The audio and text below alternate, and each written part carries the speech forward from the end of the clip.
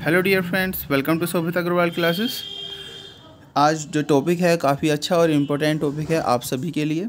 तो जिसने चैनल को सब्सक्राइब नहीं किया, चैनल को सब्सक्राइब जरूर करें और बेल आइकन जरूर प्रेस करें ताकि आने वाली वीडियो का नोटिफिकेशन आपको मिले समय से। और आज जो टॉपिक है वो टॉपिक है कि चौसर की एज से लेकर अब मॉडर्न जो टाइम है उस तक जितने भी ब्रिटेन में जितने भी शासक रहे हैं, एम्परर या एम्परर्स रहे हैं, उनका कार्यकाल वो यहाँ पर आपको आज मैं बताऊँगा। काफ़ी अच्छी और इन्फॉर्मेटिव वीडियो होने वाली है, तो चैनल को सब्सक्राइब जरूर करें, अपने फ्रेंड्स के साथ शेयर ज़रूर करें। तो सबसे पहले हम बात करेंगे चौसर की एज से ही रिलेटेड बात करेंगे। तो जो इम्पोर्टेंट पॉइंट्स हैं सिर्फ वही यहाँ पर डिस्कस होंगे, ये नहीं है कि एक्स्ट्रा कोई पॉइंट होगा डिस्कस। तो वीडियो को अंत तक देखें। एडवर्ड थर्ड जो थे वो 1327 में उनका कार्यकाल जो है वो शुरू हुआ था, और उनका जो कार्यकाल शुरू हुआ था और वो ख़त्म हुआ था 1377 में। और तभी रिचार्ड सेकंड आए थे 1377 से, मतलब 1377 से उनका कार्यकाल स्टार्ट हो गया था रिचार्ड सेकंड का। फिर रिचार्ड सेकंड का जो कार्यकाल था 1399 तक का कार्यकाल था। हेनरी फोर्थ ने तब कार्यकाल संभाला 1399 में। इस तरह हेनरी फिफ्थ की बात करें तो हेनरी फोर्थ का जो कार्यकाल था 1413 तक था। हेनरी फिफ्थ ने 1413 में कार्यकाल संभाला। इसके बाद हेनरी सिक्स आए थे, उन्होंने 1422 में कार्यकाल संभाला। मतलब उनका जो कार्यकाल था, हेनरी फिफ्थ का जो कार्यकाल था वो 1422 तक का था। अब हेनरी सिक्स का जो कार्यकाल था 1461 तक का था। तो 1461 में एडवर्ड फोर्थ ने कार्यकाल संभाला ब्रिटेन में।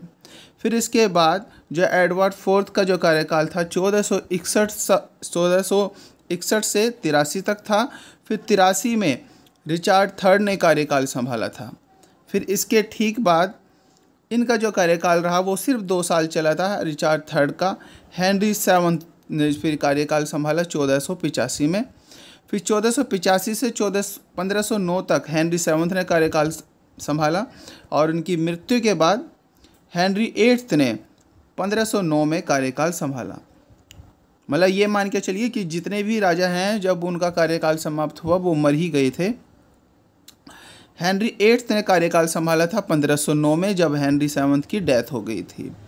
फिर 1509 से 1547 तक हेनरी सेवन्थ का कार्यकाल चला, और 47 में एडवर्ड सिक्स जो थे उन्होंने कार्यकाल संभाला था। फिर मैरी आए थे, उसके बाद क्वीन मैरी। फिर 1553 में इन्होंने कार्यकाल संभाला। हेनरी सिक्स का जो कार्यकाल था 47 से 53 तक था। 53 में इनकी डेथ के बाद मैरी ने कार्यकाल संभाला। फिर इसके बाद क्वीन एलिजाबेथ आई, ये बहुत ही इंपॉर्टेंट पॉइंट है। एलिजाबेथ जो रही 1558 से 1603 तक रही। 1603 में इनकी मृत्यु के बाद जेम्स फर्स्ट ने, जो कि जैकोबियन एज जो कही जाती है, 1603 में 1625 तक इनका कार्यकाल रहा जेम्स सेकंड का।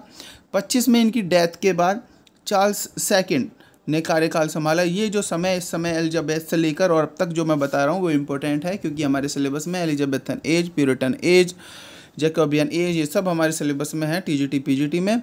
तो जेम्स फर्स्ट का जो कार्यकाल था 3 से 25 तक का था, और ये जैकोबियन एज भी कही गई है। और फिर 25 से 49 तक का जो कार्यकाल रहा, 25 में जेम्स फर्स्ट की जब मृत्यु हुई, 25 से 49 तक का जो कार्यकाल था चार्ल्स फर्स्ट का था। 1649 में चार्ल्स फर्स्ट को बिहेडेड कर दिया गया था।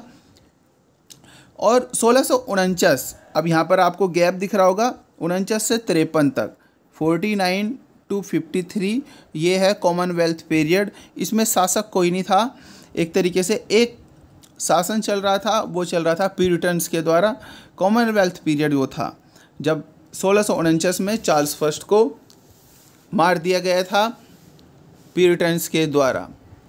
यहाँ पर सिविल वॉर भी स्टार्ट हुई थी, 1642 से 46 तक चली थी सिविल वॉर। और इसके बाद क्रोमवेल प्रोटेक्टर, जिसे कि ओलिवर क्रोमवेल भी कहा जाता है, 1653 में इन्होंने कार्यकाल संभाला, और इनका जो कार्यकाल रहा 58 तक का कार्यकाल रहा। 58 में इनकी मृत्यु के बाद फिर रिचार्ड क्रोमवेल ने कार्यकाल संभाला। इनका कार्यकाल सिर्फ 58 से 60 तक रहा। 60 में जब इनकी मृत्यु हुई, या फिर जब इसके बाद फिर रेस्टोरेशन पीरियड जो स्टार्ट हुआ था चार्ल्स सेकंड से स्टार्ट हुआ था। और चार्ल्स सेकंड जो कि फ्रांस से लाए गए थे, 1660 से 1685 तक का इनका कार्यकाल रहा। चार्ल्स सेकंड का, ये बात ध्यान रखना। ये रेस्टोरेशन पीरियड की अब बात हो रही है। जेम्स सेकंड, फिर इसके बाद जेम्स सेकंड आए थे। जेम्स सेकंड का जो कार्यकाल था 25 से, ये यहाँ पर 85 में चार्ल्स सेकंड की मृत्यु के बाद जेम्स सेकंड आए। सेकंड ने 1685 में कार्यकाल संभाला और 88 तक इनका कार्यकाल रहा। 88 में इनकी मृत्यु के बाद विलियम और मैरी दोनों ने कार्यकाल संभाला था। ये 89 to 1702 तक ये कार्यकाल इनका रहा। फिर इसके बाद एन आई थी। फिर एन जो थी वो कार्यकाल उसका 1702 से 1714 में इनकी मृत्यु के ठीक बाद जॉर्ज फर्स्ट ने जो कार्यकाल संभाला 1714 से 1727 तक, ये डी का मतलब है डेथ। 27 में इनकी मृत्यु के बाद फिर कार्यकाल जो संभाला था जॉर्ज सेकंड ने 27 से 60 तक का कार्यकाल इनका रहा जॉर्ज सेकंड का। 60 में जब इनकी मृत्यु हुई तो जॉर्ज थर्ड ने कार्यकाल संभाला। 60 में इन्हें कार्यकाल संभाला था जॉर्ज थर्ड ने और 1820 तक ये इनका कार्यकाल रहा। 1820 में जब जॉर्ज थर्ड की मृत्यु हुई फिर उसके ठीक बाद जॉर्ज फोर्थ जो है उन्होंने कार्यकाल संभाला। अब ये बात ध्यान रखना, जॉर्ज का कार्यकाल जो है ये इम्पोर्टेंट कार्यकाल इसलिए भी है क्योंकि यहाँ पर रोमांटिक पीरियड के टाइम की बात हो रही है। तो रोमांटिक पीरियड के समय में जो भी राजा थे उनके बारे में हमें पता होना चाहिए, एग्जाम में कोई भी क्वेश्चन आ सकता है। तो जॉर्ज थर्ड जो थे उनका कार्यकाल 1760 से 1820 तक रहा। और फिर जॉर्ज फोर्थ जो थे, फिर इसके 20 में इनकी मृत्यु के बाद जॉर्ज फोर्थ ने कार्यकाल संभाला। 20 से 30 तक इनका कार्यकाल रहा। 30 में इनकी मृत्यु के बाद विलियम फोर्थ आए थे और उन्होंने 1830 से 37 तक का इनका कार्यकाल रहा। और जब 37 में इनकी मृत्यु हुई विलियम फोर्थ की तो क्वीन विक्टोरिया आई थी। यहाँ पर विक्टोरियन एज पीजीटी में बहुत ही इंपॉर्टेंट एज है। विक्टोरियन एज काफ़ी फेमस राइटर दिए हैं विक्टोरियन एज के। कमेंट बॉक्स में आप विक्टोरियन एज के कम से कम 4 से 5 राइटर मुझे कमेंट बॉक्स में ज़रूर कमेंट करके बताएंगे। और जो आपके पीजीटी सिलेबस में है स्पेशली वे तो ज़रूर बताना। तो विक्टोरियन जो एज है वो विक्टोरिया, क्वीन विक्टोरिया जब विलियम फोर्थ मरे थे उनके बाद इन्होंने शासन संभाला था 1837 में और 1901 तक रही थी। जब इनकी मृत्यु हुई तो एडवर्ड सेवंथ ने फिर कार्यकाल संभाला। ये मॉडर्न एज यहाँ पर 1901 से 1910 तक का लगभग इनका कार्यकाल रहा। ये यहाँ तक कि हमारे लिए इम्पोर्टेंट पॉइंट भी है। इसके बाद फिर जॉर्ज पंचम आए थे तो आगे भी शासन चलता रहा, लेकिन जो हमारे लिए इम्पोर्टेंट पॉइंट्स थे वे सब यहाँ पर थे।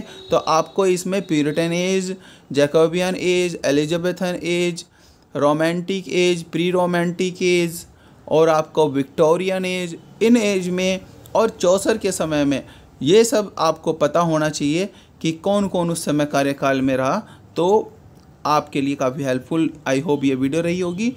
और जिसने चैनल को सब्सक्राइब नहीं किया चैनल को सब्सक्राइब जरूर करें और बेल आइकन जरूर प्रेस करें ताकि आने वाली वीडियो का नोटिफिकेशन आपको मिलता रहे। अपने सारे एक्सपीरियंस, अपनी सारी चीज़ें यहाँ पर मैं शेयर करता हूँ जिस भी तरीके से मैंने सिलेक्शन प्राप्त किया।